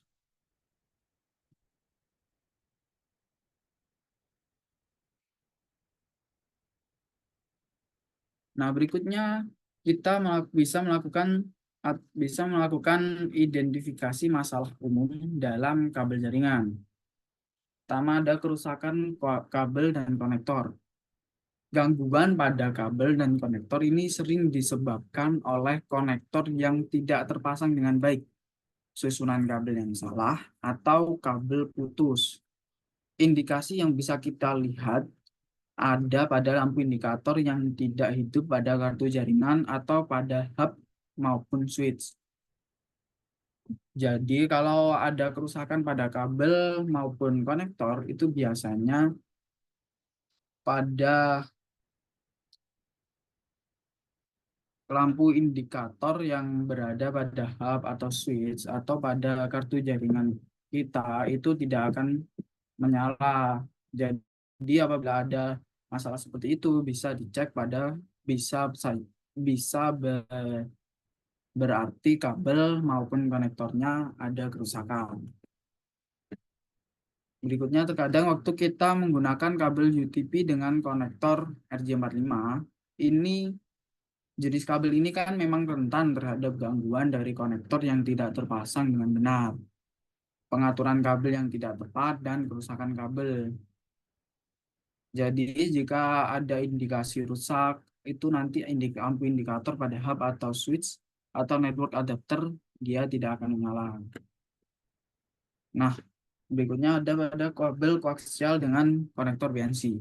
Masalah pada jaringan sering disebabkan oleh konektor yang longgar, kabel pendek, dan kabel resistor terbuka pada konektor terminasi. Jadi pada kabel koaksial dengan konektor BNC ini, untuk masalahnya itu biasanya terjadi karena konektor yang longgar, kabel pendek, atau kabel resistor terbuka pada konektor terminasi. Short pada kabel yang dilengkapi konektor colokan malah akan menurunkan network sistem dan menghentikan komunikasi antar komputer.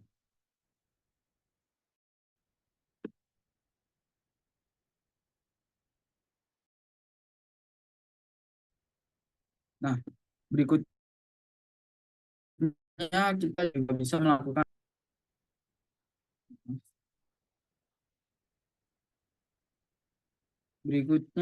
juga bisa melakukan penerapan teknik troubleshooting.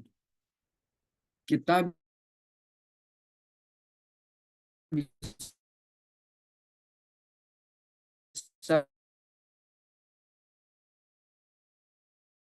memeriksa, pastikan konektor RJ45 ini terpasang dengan benar. Setelah itu ganti konektor. Setelah itu kita juga bisa melakukannya dengan langkah mengganti konektor RJ45. Jadi jika konektor RJ45 rusak, itu Anda dapat memotong ujung konektor yang baru. Tapi perlu bahwa terkait itu ujung kabel harus sesuai. Jadi pastikan kabel terpasang dengan standar T568A atau T56B sesuai dengan konfigurasi yang kita butuhkan. Berikutnya bisa dilakukan langkah perbaikan isolasi dengan penutup kabel. Jika kabel terlihat terkelupas atau terbuka, itu teman-teman bisa menggunakan penutup kabel atau isolasi tambahan untuk melindungi kabel dari kerusakan lebih lanjut. Jadi mungkin ada yang terkelupas di satu kabel, itu nanti kita bisa melakukan penanganan pertama dengan cara menggunakan penutup kabel atau isolasi tambahan agar tidak terjadi kerusakan yang lebih dalam. Langkah selanjutnya yang bisa kita lakukan yaitu dengan cara mengganti kabel yang rusak. Jika kabel memang sudah terlalu rusak untuk diperbaiki, itu lebih baik menggantinya dengan kabel yang baru. Pastikan untuk menggunakan kabel yang sesuai dengan kebutuhan jaringan. Apabila menggunakan UTP, itu bisa dilakukan pemilihan lagi seperti yang sudah saya jelaskan tadi.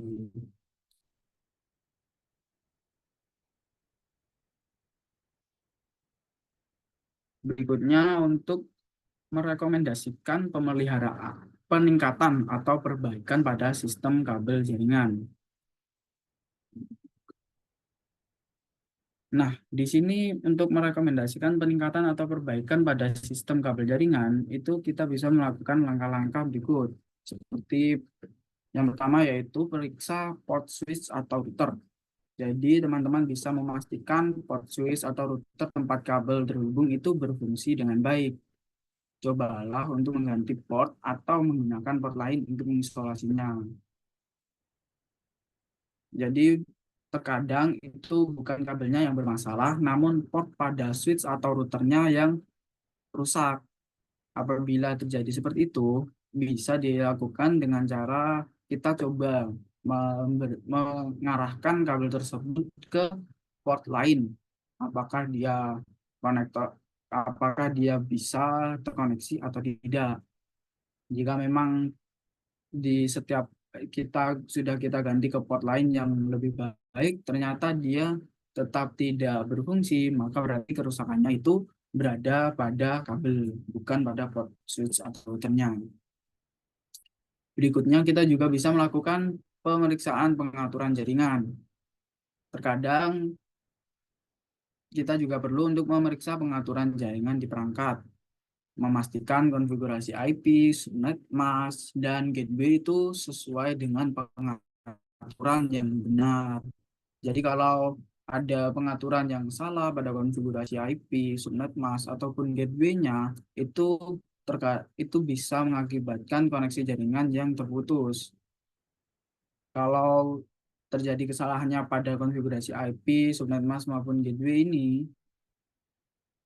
biasanya lampu indikatornya maka itu akan tetap menyala, namun tidak bisa terhubung. Nah, langkah berikutnya yang bisa kita lakukan adalah periksa driver jaringan. Jadi kita pastikan juga driver kartu jaringan pada perangkat yang terinstall pada perangkat kita itu terinstall dengan benar dan diperbarui ke versi terbaru. Terkadang saat kita masih menggunakan versi driver jaringan yang masih lama, itu bisa mempengaruhi koneksi pada jaringan kita. Jadi apabila masih menggunakan driver jaringan yang sudah lama atau sudah usang, itu pastikan kita memperbarui versi tersebut. Berikutnya, jika setelah melakukan langkah-langkah di atas, kita sudah memeriksa port switch dan router, kita sudah memeriksa pengaturan jaringan, kita sudah memeriksa driver jaringan. Namun masalah yang kita gunakan, masalah yang kita dapatkan masih belum teratasi, itu kita juga bisa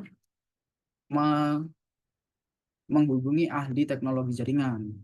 Jadi kalau memang masih tetap ada masalah, itu mungkin kita perlu untuk mendapatkan bantuan dari ahli teknologi jaringan untuk memeriksa lebih lanjut bagian mana yang salah atau bagian mana yang ada kerusakan. Mungkin itu saja materi dari saya pada hari ini. Untuk lebih lanjutnya, saya serahkan kembali ke moderator kita. Saya silakan.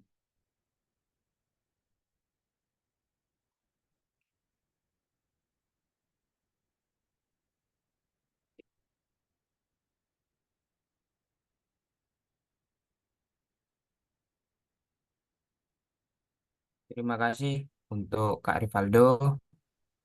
Setelah menyimak materi pada webinar kali ini, berikut kita akan lanjut ke sesi tanya jawab.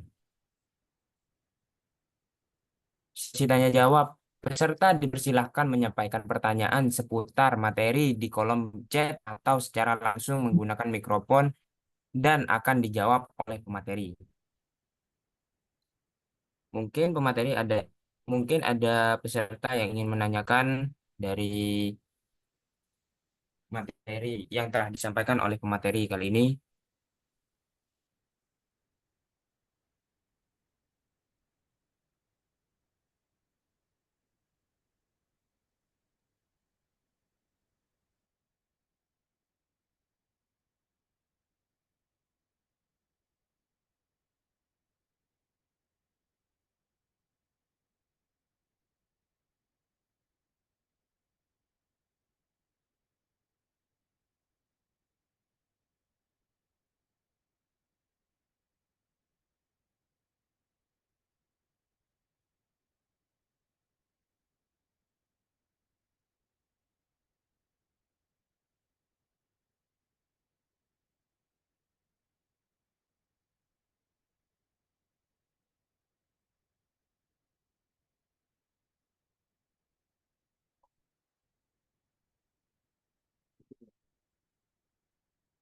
Dimohon para peserta untuk menanyakan apa yang memang belum paham atau ingin ditanyakan ke pemateri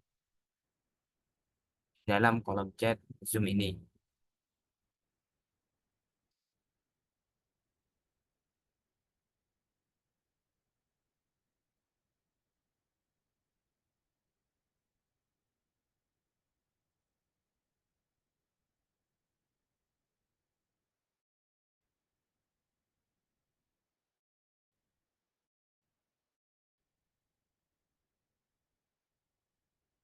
Mungkin tidak ada pertanyaan dari peserta kali ini.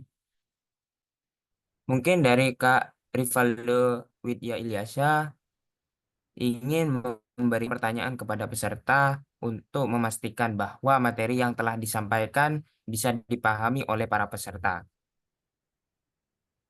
Baik, terima kasih Kak Asaf Zahran Biam selaku moderator.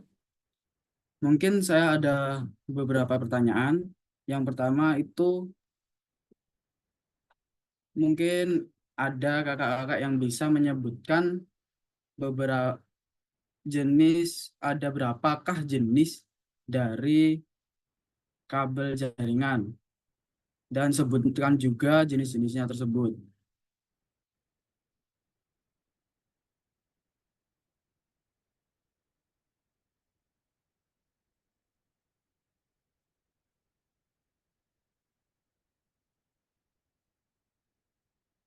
Apabila ada yang bisa menjawabnya, silahkan angkat tangan.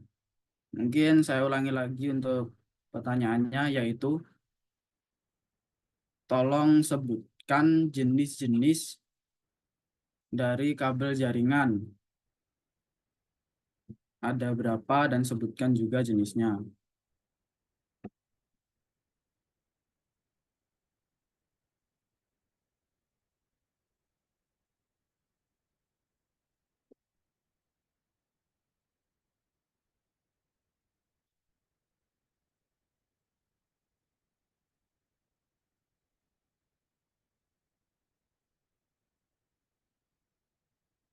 Nah, di sini sudah ada satu orang yang menjawab, yaitu peserta atas nama Syakwila Atalah S. Dia memberikan jawaban yaitu ada ada jenis kabel koaksial, kabel fiber optik, dan kabel twisted pair atau kabel puntir.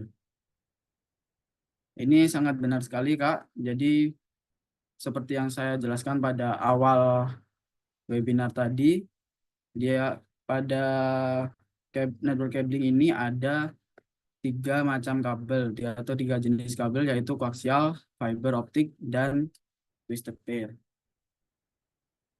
Mungkin itu saja pertanyaan dari saya ya, karena waktu juga sudah. Jadi saya serahkan lagi untuk moderator untuk melanjutkan sesi pada hari ini. Terima kasih pemateri kali ini, Kak Rivaldo Widya Ilyasa.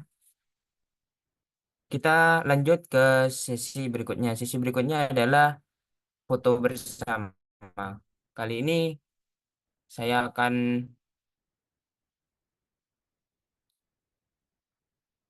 mungkin untuk seluruh peserta wajib menyalakan, pastikan wajah terlihat jelas, tidak boleh menggunakan masker, kacamata hitam, dan alat lainnya yang menutupi wajah peserta untuk diidentifikasi. Mohon admin kelas untuk menangkap layar atau foto bersama. Baik, terima kasih Kak Yam. Nah, mungkin barangkali ada yang mau ikut screenshot juga sebagai bukti mengisi form nanti. Juga boleh ya. Baik, saya mulai. 1, 2, 3. 1, 2, 3. Baik, terima kasih. Saya kembalikan lagi ke Kak Yam. Terima kasih admin kelas. Sebelum kita mengakhiri webinar kali ini, saya akan menyampaikan bahwa sebagai langkah terakhir dalam keikutsertaan peserta, kami memohon untuk mengisikan formulir yang baru saja kami kirim pada chat Zoom kali ini. Pada link tersebut, pada link tersebut, teman-teman akan diminta untuk mengirimkan tangkap layar dari webinar kali ini sebagai bukti bahwa kalian telah mengikuti webinar kali ini. Jikalau kalian, mohon maaf, jika teman-teman belum menangkap layar sama sekali dari awal, dimohon untuk tangkap layar terlebih dahulu supaya nanti bisa mengisi formulir atau form tersebut.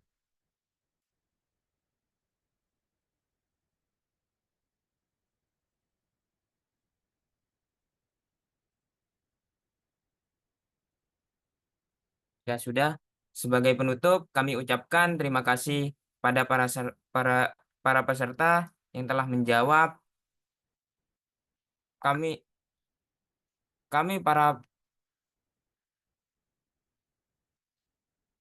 mohon maaf, kami para moderator dan juga pemateri undur diri dan terima kasih untuk meluangkan waktu kalian dalam mengikuti webinar kali ini. Kami harap ilmu dan wawasan yang kalian peroleh pada hari ini dapat bermanfaat dalam pengembangan dan profesional Anda. Yang terakhir, apabila ada salah kata atau perbuatan yang kurang berkenan, kami mohon maaf sebesar-besarnya. Wassalamualaikum warahmatullahi wabarakatuh.